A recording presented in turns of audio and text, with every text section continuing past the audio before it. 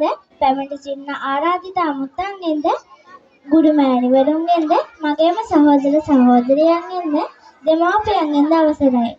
මම 5 පන්තියේ විදුලි සේමිතා.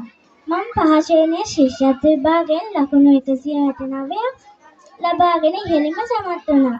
ශිෂ්‍යත්ව විභාග ප්‍රතිඵල අතරින් මැදි ඩිග්‍රී කොට්ටාසයෙන් දෙවන ස්ථානය ලබා ගනිමින් පාසලට කීර්තියක් අත්කර දෙන්නට මට හැකි වුණා. මගේ මේ සුවිශාල ජයග්‍රහණය පිටුපස මගේ ගුරුතුමියන්, පාසලේ විදුහල්පතිතුමිය ඇතුළු අනිකුත් ගුරු මව්වරු වගේම මගේ තාත්තා පවුලේ සියලු දෙනාම මට ගොඩක් උපකාර කළා. නංගියේ මල්ලියේ මම මේ ජයග්‍රහණය ලබා ගන්න ගොඩක් මහන්සි වුණා. එදිනෙදා අධ්‍යාපන කටයුතු හොඳින් සිදු කළා.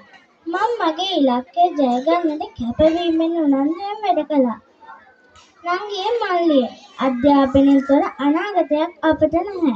ඔයාලත් උනන්දුවෙන් කැපවීමෙන් ඉගෙනුම් කටයුතු කරන්න.